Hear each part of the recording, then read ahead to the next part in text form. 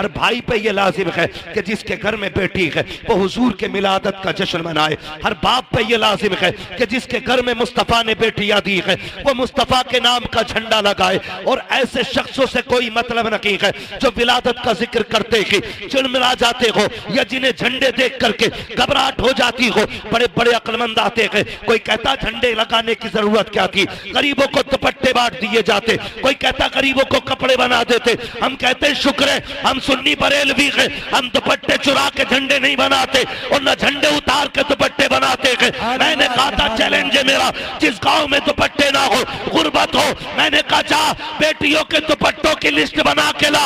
हम वो सुन्नी हैं जो झंडे भी लगा के दिखाएंगे और गरीबों को दुपट्टे भी उड़ा के दिखाएंगे। नारे तकबीर, नारे रिसालत, उलमाए अहले सुन्नत, मसलके आला हजरत मुफ्ती हम्माद रजा साहिब किबला। नारे तकबीर, नारे रिसालत, सुभान अल्लाह, सुभान अल्लाह।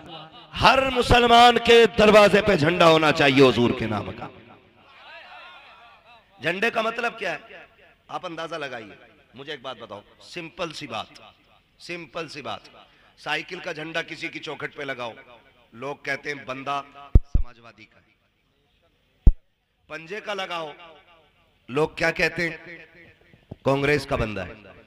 ठीक है ना भाई, बोल सकते हो तो बोलो भाई, है ना। और अगर कमल के फूल का लगाओ, बंदा बीजेपी का है। हाथी का लगाओ, बसपा का, है ना। तो जिसका झंडा होता बंदा उसी का समझा जाता है। मैं कहता हूं 12वीं का झंडा लगाओ, फरिश्ते भी कहेंगे गुलाम मदीने वाले का। सुभान अल्लाह, सुभान अल्लाह, है ना। तो झंडे पहचान होते हैं भाई। मुसलमान हो और 12वीं में झंडा ना लगाए, फिर तो वो अपने आप से पूछे ईमान अंदर है कि नहीं, सुभान अल्लाह, है कि नहीं भाई। हम शुक्र अदा करते हैं अल्लाह ने हुजूर की उम्मत में पैदा किया है और हमारा नबी कमजोर नहीं है, इतना ताकतवर है कि उंगली उठा दे तो डूबा हुआ सूरज पलटा दे। सुभान अल्लाह। हम लावारिस नहीं है, हमारा वारिस वो पैगंबर है जो उंगली घुमा दे तो चांद के 2 टुकड़े कर देता है। अल्लाह ने इतनी अजमतों वाला नबी अता फरमाया है जो कह दे तो पत्थर बोलने लगते हैं, कह दे तो पत्थर बोलने लगते हैं। हाँ, मुट्ठी में अबू जहल की कंकरों ने कलमा पढ़ा के नहीं। एक देहाती आया, कहने लगा मैं आपका कलमा पढ़ लूंगा, बस इतना करके दिखाओ, ये जो दरख्त है ना इसे बुला के दिखाओ। हुजूर ने फरमाया मुझसे क्या कहलवा रहा है, जा तू खुद जाके कह दे तुझे हुजूर बुला रहे हैं। सुभान अल्लाह। मैं कहूं तो अलग बात है, जा तू जाके कह। उसने जाके कहा तुझे वो बुला रहे, वो बुला रहे, वो बुला रहे हैं, वो जो खड़े हैं वो बुला रहे हैं। जलन भी बहुत होती, लोग कभी कभी नाम नहीं लेते, कह रहे वो बुला रहे हैं। पत्थर उसने, पेड़ ने सुना, इधर हिला उधर उड़ा, अपनी जड़ें समेटी, उखेड़ के चलता हुआ हुजूर के कदमों में आ गया। सुभान अल्लाह। सलाम किया और सलातो सलाम पढ़ के ना हुजूर ने फरमाया बता वापस भेज दूं। उसने कहा भेज भी देंगे। हुजूर ने फरमाया जा जहां से आया वहीं चला जा। सुभान अल्लाह। तो जैसा आया था वैसे ही चलता हुआ वापस पहुंच गया, है ना। तो हमारे नबी को अल्लाह ने इतनी ताकत अता फरमाई है, वो कह दें तो दरख्त चलने लग जाते हैं। बेशक। और यकीन करें कि हुजूर ने मुंतखब किया था गुर्बत को, मुंतखब किया था गुर्बत को। वो चाहते थे गरीब बन के रहना, वरना आला हज़रत फरमाते मालिके कौनैन हैं, को पास कुछ रखते नहीं, 2 जहां की नेमतें हैं उनके खाली हाथ में। सुभान अल्लाह। वो तो चाहते थे। आप अंदाजा लगाइए, हजरत आमीना के घर सरकार जलवागर हो रहे हैं। किसके घर? आमीना। जोर से हजरत आमीना। नबी की अम्मी का नाम क्या? हजरत आमीना। आप भी बोल सकते हैं अगर जलसे में ही है तो, है ना। वरना यहाँ कोई वोटिंग शोटिंग नहीं है, यहाँ कोई पार्टी बंदी नहीं है। अली वाले जहां बैठे वहीं जन्नत सजा बैठे। सुभान अल्लाह। है ना। तो नबी की अम्मी का नाम क्या? हजरत आमीना। आमीना। हजरत आमीना के घर हुजूर जलवगर हो रहे हैं। और हजरत हलीमा कबीले बनु साद में कबीले बनु साद का फासला काफी है मदीने शरीफ से। जो लोग गए हैं या जाते हैं उन्हें पता है काफी फासला है। इधर हुजूर जलवागर हुए, उधर हजरत हलीमा सादिया ने ख्वाब देखा कि कोई आया, हाथ पकड़ा, एक नदी के किनारे ले गया और एक प्याला उस नदी से भर के दिया। कहती मैंने एक घूंट पिया, मेरे दुख भी खत्म हो गए, मेरी बीमारियां भी खत्म हो गई। सुभान अल्लाह। और फिर उस हाथ पकड़ने वाले ने कहा हलीमा जानती है मैं कौन हूं? कहा जी नहीं। कहा मैं तेरा वो सब्र हूं जो तूने मुसीबत में भी रखा था। मैं तेरा वो सब्र हूं जो तूने मुसीबत में भी मुझे नहीं छोड़ा। कहा कौन सा सब्र के फाके आए तब भी तूने सब्र से काम लिया, बीमारी आई तब भी तूने सब्र से काम लिया।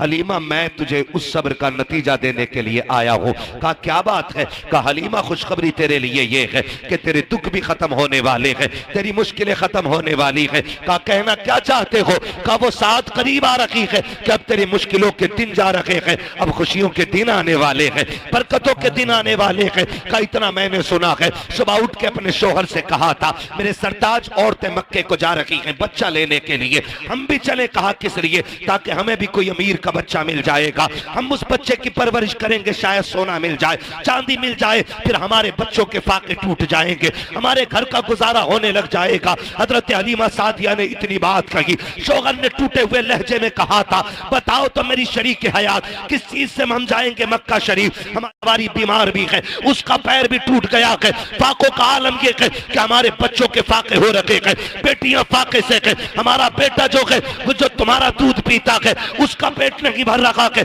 बच्चे को कैसे लेकर के आओगी? अगर ले भी आओगी तो परवरिश कैसे करोगी? हजरत हलीमा ने कहा था मेरे सरताज आखिरी चारा ये है कि हमें मक्का जाना पड़ेगा, बच्चा लाना पड़ेगा, वरना हमारे पास जिंदा रहने का कोई चारा नहीं है। इतनी फाका कशी हो गई है कि मौत की कगार पे दुनिया आ गई है। हजरत हारिस ने कहा था जैसे तुम्हारी मर्जी है चलो। हजरत हलीमा सादिया ने अपनी बीमार ऊँटनी को लिया के अपने शोहर को साथ लिया, अपने बच्चे को साथ लिया, बेटियों को घर छोड़ा के और खुद शोहर के साथ मक्का तशरीफ ला रखी है। जो काफिला बनी कबीले बनु साद से चला गए, उसमें 9 औरतें थी, 10वीं हजरत हलीमा सादिया के। जब आपकी सवारी चलते चलते थकी, बैठ गई, हजरत हलीमा कहती है ओ साथियों जरा ठहरो तो सही, मेरी सवारी थक गई है, थोड़ी देर इंतजार कर लो ताकि मेरी सवारी को आराम मिल जाए, फिर मैं भी तुम्हारे साथ चलूंगा। 2-3 मरतबा ऐसा किया। फिर साथ वाली औरतों ने कहा था हलीमा अगर तेरे साथ रुकते रखे तो रास्ते का पानी खत्म हो जाएगा,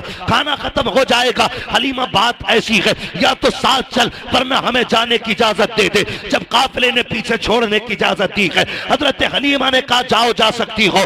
जब कबीला छोड़ के जा रहा है, जब काफिले की 9 औरतों ने हजरत हलीमा को पीछे छोड़ा है, हजरत हलीमा की आंख में आंसू आए और रो के आसमान की तरफ देख के कहा था ए मेरे परवरदिगार इतना तो बता दे जो दौलत के गरीब होते हैं क्या उनके नसीब भी गरीब हुआ करते हैं? मेरे मालिक बता तो सकी क्या मैं इनके साथ मक्के तक जा नहीं सकती हूँ? ये कह के हजरत हलीमा सादिया रोई है।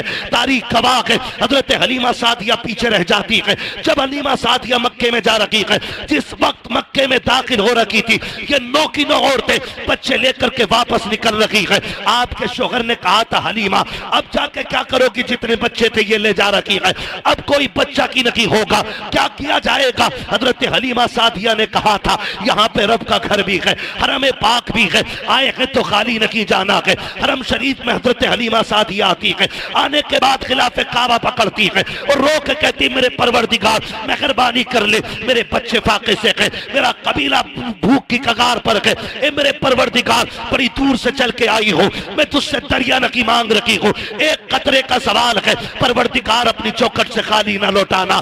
जैसी रो के इतना कहा है, गैब से आवाज आई है हलीमा तू तो कतरे की बात कर रही है, हम तेरी झोली में रहमत का समंदर डाल के भेजे। अल्लाह नारे तकबीर, नारे रिसालत, मसलके आला हजरत, मसलके आला हजरत, नारे तकबीर। सरजमीने मुजफ्फरपुर टांडा, सरजमीने मुजफ्फरपुर टांडा, जश्न ईद मिलादुन नबी, जश्न ईद मिलादुन नबी, मुफ्ती हम्माद रजा साहब किबला, मुफ्ती हम्माद रजा साहब किबला, नारे तकबीर, नारे रिसालत। आगे तो नहीं है ना अभी आप?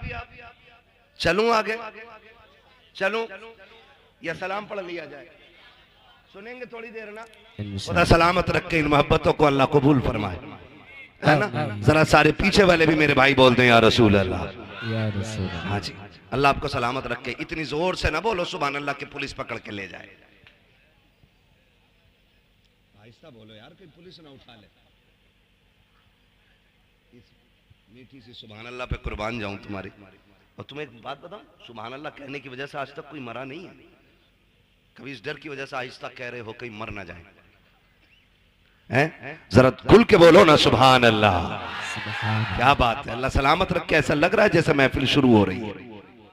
अल्लाह बरकत अता फरमाए। और याद रखिएगा, जब दिल महफिल में लगने लगे ना तो समझ लो तवज्जो हुजूर की मदीने से हो गई है। सुभान अल्लाह, सुभान अल्लाह। चलूं आगे, जरा बोलते हैं या रसूल अल्लाह। या रसूल। खुदा सलामत रखे। हज़रत हलीमा सादिया कहती है ना, एक आवाज आई, कहती है अचानक पीछे से फिर किसी ने कहा कोई दाया है।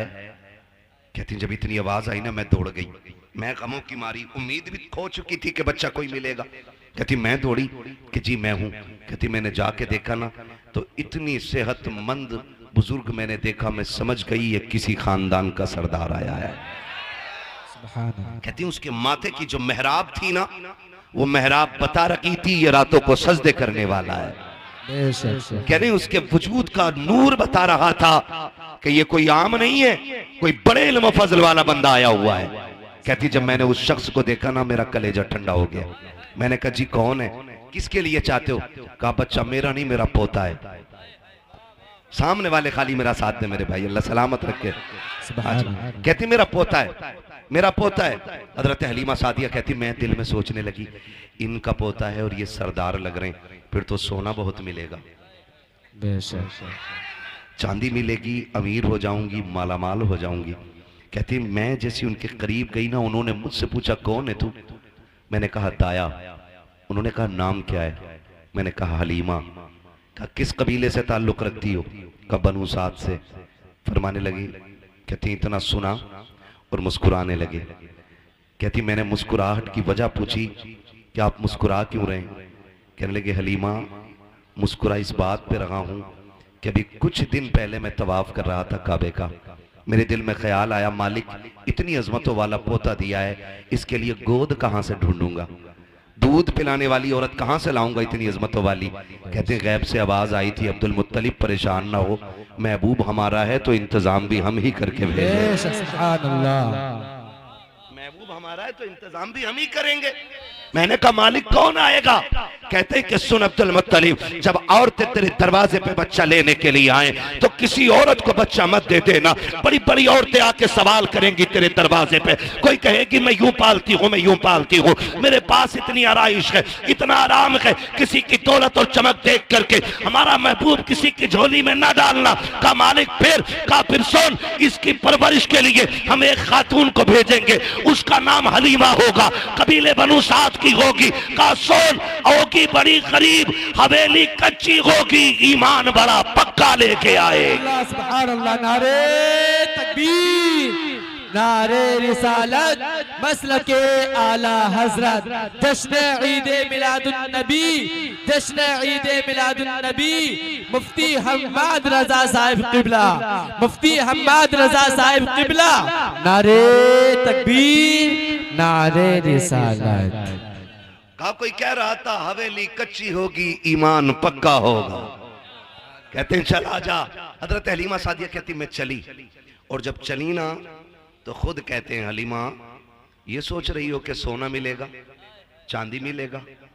कहा सुनो, परवरिश के बदले में इनाम बाप देता है, और जिस बच्चे को लेने जा रही हो ना उसके सर पे बाप का साया नहीं है। कहती फिर ऐसा था जैसे बिजलियां गिर गईं, कदम रुक से गए। हलीमा बच्चा भी मिला तो यतीम, क्या करोगी बच्चे को लेके? का फिर सोचा खाली लौटने से तो बेहतर ही है कि चले। कहती मैं दरवाजे तक गई, मैंने दरवाजा बजाया, अंदर से आवाज आई कौन? मैंने कहा दाया। तो अंदर से आमीना कहती है क्या हलीमा आई है? सुभान अल्लाह। हजरत हलीमा कहती हैं कि बस मेरी आंखें भीग गई, मालिक कितनी अजमतों वाला बच्चा है। मैं आई नहीं, मेरे तस्किरे पहले आ गए यहाँ तक।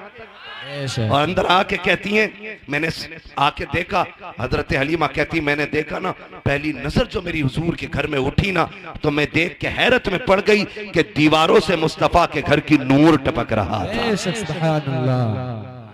नूर टपक रहा था। मैं सोचने लगी अगर दीवारें इतनी खूबसूरत हैं तो जो आया है दुनिया में वो कितना खूबसूरत रहा होगा, वो कितना खूबसूरत रहा होगा जो दुनिया में आया है।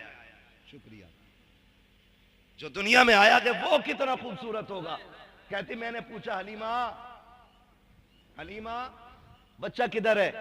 कहती जब मैंने इतना कहा ना तो कहती मैं दूर बैठी थी, मैं दूर बैठी थी। कहती हलीमा कहती हैं आमीना भी दूर थी। कहती कोई झुलाने वाला नहीं था, झूला खुद ब खुद हिल रहा था, झूला खुद हिल रहा था। कहती मैंने कहा कि बस मैंने झूले को देखा, का इसको झूला कौन रहा है? तो हजरत आमीना कहती हलीमा ये तो मैं भी नहीं जानती हूँ कि झूला झुलाने कौन आता है। तो हजरत हलीमा आप क्या कहती है?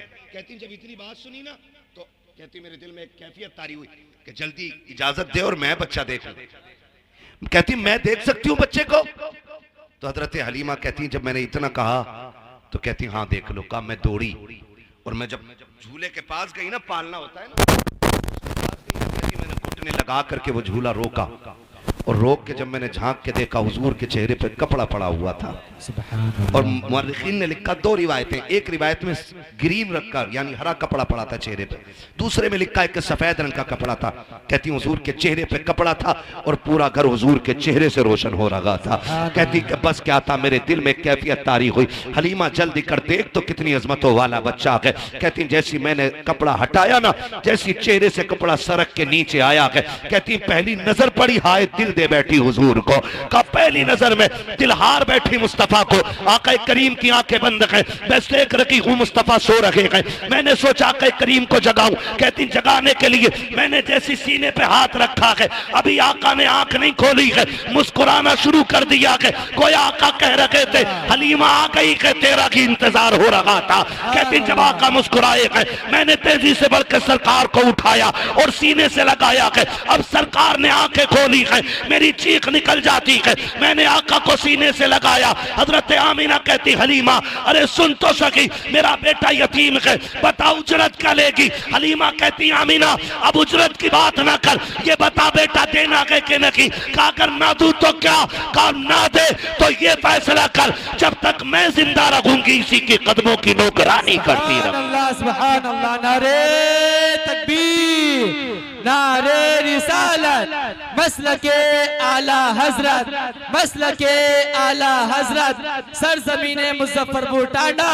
सरजमीने मुजफ्फरपुर टांडा, मुफ्ती हम्माद रजा साहिब किबला, मुफ्ती हम्माद रजा साहिब किबला, नारे तकबीर। जो है सारे लोगों की कहती बात ये खत्म ही हो गई पैसे की। का किसे सोना चांदी चाहिए? जिसे लाल मिल गया उसे कुल कायनात का माल मिल गया। सुभान अल्लाह, सुभान अल्लाह। हलीमा कहती हैं, आमीना कहती हैं हलीमा सुन, अच्छा बच्चा लेके जा रही, मेरे बेटे की अजमतें भी सुन ले। जब ये मेरे शिकम में आया ना तो पहले ही महीने से इन्होंने आके मुबारकबाद देनी शुरू कर दी थी। और सुनो हर महीने नबी आते रहे। मैंने आदम को भी देखा, मैंने हव्वा को भी देखा, मैंने ईसा की माँ मरियम को भी देखा है, मैंने हजरत ईसा को भी देखा, मैंने इस्माइल की अम्मी हाजरा को भी देखा है, मैंने इब्राहिम को भी देखा, मैंने इस्माइल को भी देखा। कहा तुझे नहीं पता है हलीमा इतनी अजमतों वाला बच्चा है। जब ये मेरे शिकम में आया ना तो जब मैं रास्ते से गुजरती थी ना तो कोई दरख्त ऐसा ना था जो मुझे सजदा ना करता हो, कोई पौधा ऐसा ना था जो मुझे सलाम ना करता हो। हलीमा तुझे क्या बताऊं, अगर मैं चलती थी तो दरख्तों से सलाम की आवाजें आया करती थी। हलीमा इतनी अजमतों वाला बच्चा है, तुझे क्या बताऊं। जब ये जलवागर हुआ ना मैंने देखा मेरे घर में 3 औरतें दाखिल हुई हैं, उनके कद खजूरों जैसे लंबे थे, चेहरे चांद जैसे रोशन थे। उन्होंने आके मुझे मुबारकबादियां दी। मैंने पूछा था आने वाली हो कौन हो, तो उन्होंने ये कहा था मुझे पहचानो, मैं आदम की बीवी हव्वा हूँ। दूसरी ने कहा मैं ईसा की माँ मरियम हूँ। तीसरी ने कहा इस्माइल की अम्मी हाजरा हो। मैंने कहा आई क्यों हो? कहा तुझे मुबारकबाद देने के लिए आए हैं क्योंकि तू नबियों के इमाम की माँ बनने वाली है। सुभान अल्लाह, सुभान अल्लाह। लेके तो जा रही है, दुख न देना मेरे बेटे को। हजरत हलीमा कहती इतनी अजमतों वाला बच्चा, सीने से लगाते ही दुख खत्म हो गए, जल्दी लेके चलो ना, मेरा कबीला फाके से मर रहा है, अल्लाह इसके कदमों से फाके दूर करेगा। कहती ना मैं लेकर चली तो माँ होती है ना।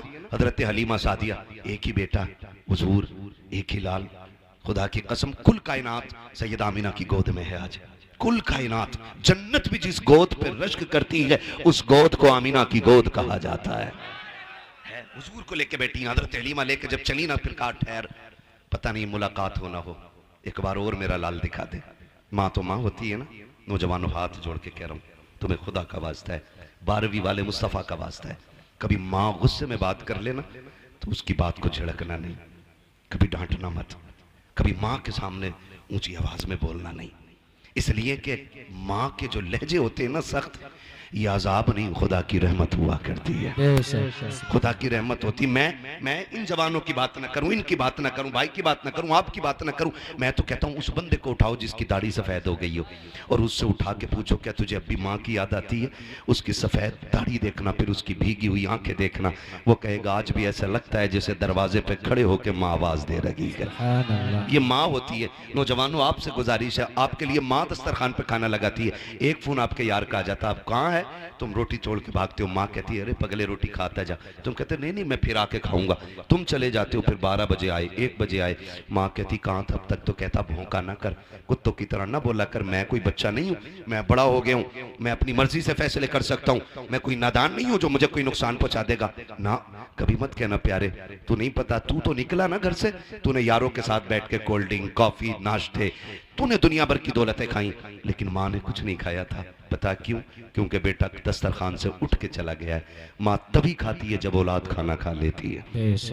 माँ तभी खाना खाती है जब औलाद खाना खा लेती है। मेरे भाई अगर तुम घर में लौट करके आओ ना, माँ गुस्सा करे ना तो कभी उल्टा जवाब मत देना, माँ तुम्हें डांटे तो गर्दन झुका लेना, इसलिए कि ये आवाज जहमत नहीं खुदा की रहमत हुआ करती है। तुम नहीं जानते हो माँ क्या होती है। आज घर के अंदर ये जन्नत मौजूद है तो इसकी कदर नहीं है। आज माँ घर के अंदर है तो किसी को एहसास नहीं है। दुनिया के 1000 दुख सह करके घर में आते हो, माँ दुपट्टे से आंसू पोंछ देती है तो ऐसा लगता है जैसे जिब्रील ने परों में छुपा लिया है। माँ अगर बोसा ले लेती है ऐसा लगता है खुदा की रहमतों ने चूम लिया है। माँ अगर सर पे हाथ रख देती है ऐसा लगता है जैसे जिब्रील के बाजुओं ने साया कर दिया है। माँ अगर गोद से लगा लेती है बेटे को सीने से, माँ अगर प्यार से बोल देती है तो ऐसा लगता है खुदा की रहमतें बोलने लग गई है। आज उसी माँ को कुत्ते का लहजा कहते हो, जानवर कहते हो तेरी आवाज से नफरत है। हाथ जोड़ के कह रहा हूँ, खुदा की कसम खा के कहता हूँ, आज माँ के तो कदर नहीं है। जिस दिन ये कफन में लिपट के चली जाएगी, तुम 1 बजे आना, 2 बजे आना, 3 बजे आना, 4 बजे आना, किसी को दस्तरखान पे तुम्हारा इंतजार नहीं होगा, कोई चूल्हे पे तुम्हारे लिए नहीं बैठेगा, कोई उठा के नहीं कहेगा तूने खाया है कि नहीं खाया है, कोई तेरे आगे दस्तरखान नहीं बिछाएगा। रात के 3 बजे आना या 4 बजे आना, कोई तुझसे रोटी को पूछने वाला नहीं होगा। आज माँ है, इसकी कदर कर लो। अगर ये चली गई कफन में लिपट के, रात के 3 बजे आना, तेरी कमाई खाने वाली बीवी चादर में सिमट के लेटी रखेगी लेकिन तुझसे रोटी को नहीं पूछेगी। तेरे अपने बच्चे, तेरे पैसे से शौक करने वाली औलाद अपनी नींद तोड़ के नहीं आएगी। ये सिर्फ माँ होती है जो सब कुछ लुटा के औलाद को खुश रखना चाहती है।